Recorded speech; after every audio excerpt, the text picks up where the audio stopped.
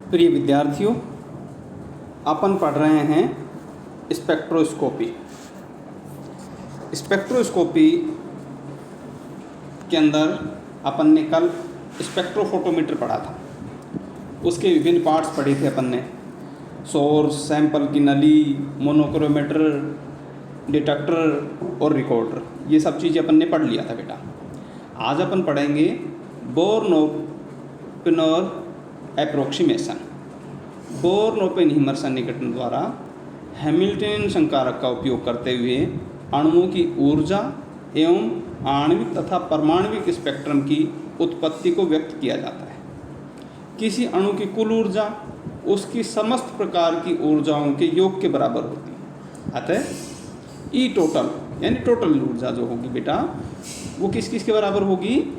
ई translational plus ई rotational plus ई vibrational plus ई electrical.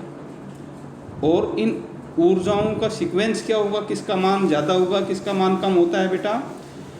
ई electrical का मान सबसे ज़्यादा होता है, यानी जब इलेक्ट्रॉन का लोअर से हायर स्टेट में जाना। ई वाइब्रेशनल का उससे कम होता है, ई रोटेशनल का उससे कम होता है, और ई ट्रांसफॉर्मेशन का मान सबसे कम होता है।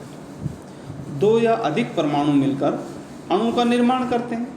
इस प्रकार बने हुए अणुओं की ऊर्जा यदि अवयवी परमाणुओं की ऊर्जा के योग से कम हो तो वह अणु स्थायी होता है, लेकिन ऊर्जा अधिक होने पर वह अस्थायी हो जाता है। यानी जिन परमाणुओं से मिलकर बना है अणु, अगर उन परमाणुओं से उसकी ऊर्जा अधिक है तब तो वो अणु अस्थायी होगा। लेकिन यदि जिन परमाणुओं से मिलकर अणु बना है और अणु की ऊर्जा परमाणुओं की ऊर्जा से कम है तो वह अणु स्थायी होगा। इनकी ऊर्जाओं का परिकलन क्वांटम यांत्रिकी के आधार पर संभव है, लेकिन ये गणनाएं बहुत ही जटिल होती हैं बेटा। कंप्यूटर के द्वारा की गई तरंग फलन की गणनाएं काफ़ी सही एवं विश्वसनीय मात्रात्मक सूचनाएं देती हैं। एक अणु के लिए हैमिल्टनियन ऑपरेटर बता रहा हूँ मैं आपको। हैमिल्टनियन ऑपरेटर बताता है बेटा अपने को टोटल ऊर्जा। इसको अपन एच कैप से डिनोट करते हैं। अपन पहले क्वांटम में इसको पढ़ चुके हैं। जब पढ़ा था अपन ने एच साई इक्वल टू ई साई, यहाँ एच हैमिल्टनियन ऑपरेटर था, साई वेव फंक्शन था, ई टोटल एनर्जी थी, और उधर आइगन फंक्शन और आइगन वैल्यू में भी इसको पढ़ा था बेटा अपन ने। तो यहाँ एच जो होगा टोटल एनर्जी का हैमिल्टनियन ऑपरेटर, उसकी वैल्यू होगी H is equal to K N plus K E plus V N plus V N E plus V E E, जहाँ के एन व के ई क्रम से नाभिक एवं इलेक्ट्रॉन के गतिज ऊर्जा संकारक हैं। वी एन एन तथा वी ई ई क्रम से नाभिक नाभिक तथा इलेक्ट्रॉन इलेक्ट्रॉन प्रतिकर्षण की स्थितिज ऊर्जा है, और वी एन ई नाभिक इलेक्ट्रॉन के आकर्षण की स्थितिज ऊर्जा है। आणविक श्रोडिंगर समीकरण एच साई इक्वल टू ई साई काफ़ी जटिल है और इसके हल छोटे अणुओं के लिए तो बिल्कुल बेकार हैं। अतः बोर्न-ओपेनर ने जे रॉबर्ट के साथ मिलकर सन 1927 में बेटा इसके लिए कुछ अनुमान अप्रोक्सीमेशन दिए जो काफ़ी हद तक सही परिणामों के निकट है। उन्होंने कहा कि इलेक्ट्रॉन एवं नाभिक की गति को पृथक पृथक उपचारित किया जाए तो काफ़ी सही अनुमान निकाले जा सकते हैं। इलेक्ट्रॉन की तुलना में नाभिक का द्रव्यमान काफ़ी अधिक होता है, अतः इसकी गति बहुत मंद होती है। नाभिक जितनी देर में जरा सी गति करता है उतनी देर में इलेक्ट्रॉन काफ़ी चक्कर लगा लेता है। अतः इलेक्ट्रॉन को बहुत धीमी गति से चलता हुआ एवं नाभिक को एक स्थिर आवेशित प्रतीत होता है, जबकि नाभिकों को तेजी से घूमते हुए इलेक्ट्रॉन आवेश के त्रिविम वितरण प्रतीत होते हैं। अतः नाभिक के विन्यास को स्थिर मान सकते हैं और स्थिर विन्यास के लिए इलेक्ट्रॉनिक श्रोडिंगर समीकरण को हल कर सकते हैं, जिससे आणविक इलेक्ट्रॉन ऊर्जा एवं तरंग फलन को ज्ञात किया जा सकता है। इस प्रक्रम को नाभिक की कई स्थिर स्थितियों के लिए दोहराते हैं। इससे नाभिक की स्थिति में फलन के रूप में इलेक्ट्रॉन ऊर्जा प्राप्त होती है। वह नाभिकीय विन्यास जिसके लिए इलेक्ट्रॉन ऊर्जा का निम्नतम मान प्राप्त हो, अणु की साम्य ज्यामिति होती है।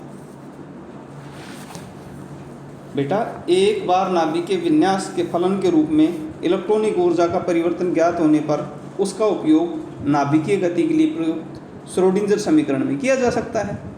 इसमें इलेक्ट्रॉनिक ऊर्जा फलन को नाभिक के स्थिति ऊर्जा फलन के रूप में प्रयुक्त करते हैं और इस प्रकार की इलेक्ट्रॉनिक अवस्था के लिए अणु की कंपन एवं घूर्णन ऊर्जा प्राप्त होती है।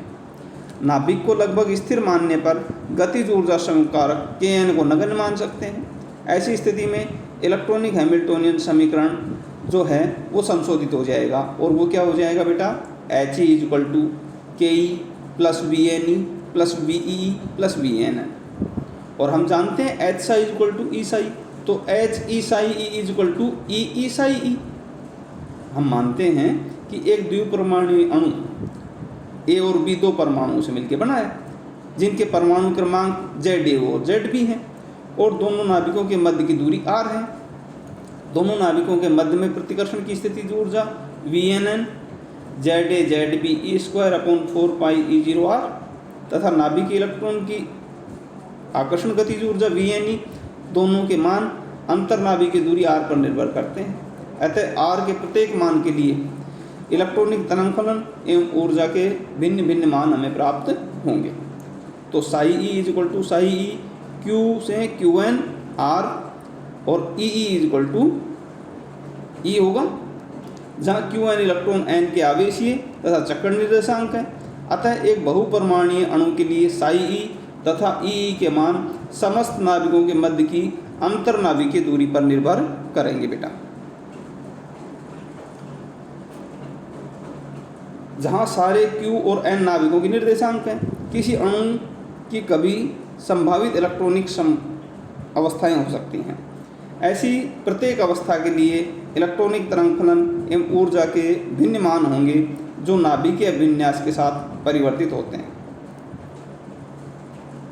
निम्नतम इलेक्ट्रॉनिक अवस्था एवं कुछ उत्तेजित अवस्थाओं के लिए ER की जो वैल्यू है वो हम आपको डायग्राम दिखाएंगे बेटा, अभी PPT में आपको मिल जाएगा, उसके अनुसार होती है बेटा। चूँकि ER नाभिकीय गतिज के लिए स्थितिज ऊर्जा फलन है, अतः ER के न्यूनतम मान पर परमाणुओं की बंधन अवस्था को प्रदर्शित करेंगे। अन्य अवस्थाओं में R के घटने के साथ ER का मान लगातार बढ़ता है। इसका अर्थ है कि जब नाभिक एक दूसरे के अधिक समीप आते हैं तो वे एक दूसरे को प्रतिकर्षित करते हैं और वे बंधन अवस्था नहीं हो सकती। न्यूनतम E पर जो RE के मान से साम्यावस्था लंबाई को दर्शाते हैं। R के शून्य मान पर अंतर्नाभिकीय प्रतिकर्षण Vnn के कारण E के मान अनंत हो जाते हैं और जब R का मान अनंत हो जाए तो E का मान दोनों परमाणुओं की ऊर्जा के योग के बराबर हो जाता है, जिससे अणु वियोजित हो जाता है। इसका अंतर Eα - ER अणु की साम्य वियोजन ऊर्जा D को दर्शाता है। कुछ द्विपरमाणुीय अणुओं के D व RE के मान समीकरण 1 जो मैं आपको अभी PPT में दिखाऊंगा बेटा, उसके अनुसार दिखाया गया है। उसके इनके अवलोकन से ये सिद्ध होता है कि बेटा कि त्रिबिंदु युक्त CONO जैसे अणुओं के लिए D का मान अत्यंत उच्च है और इसकी समीकरण को हल करने पर नाभिकीय निर्देशांक के फलन के रूप में ऊर्जा E को ज्ञात किया जा सकता है। इसको नाभिकीय गति की श्रोडिंगर समीकरण में स्थिति ऊर्जा फलन के रूप में प्रयुक्त किया जा सकता है। अतः E अणु की कुल ऊर्जा, जिसमें नाभिकीय व इलेक्ट्रॉनिक दोनों अणुओं का समावेश है, नाभिकीय तरंग फलन ψn, नाभिकों के 3n आकाशीय व n चक्रण निर्देशांकों के फलन है। नाभिकीय गतिज ऊर्जा Kn में कंपन, घूर्णन तथा स्थानांतरण तीनों गतियां सम्मिलित हैं।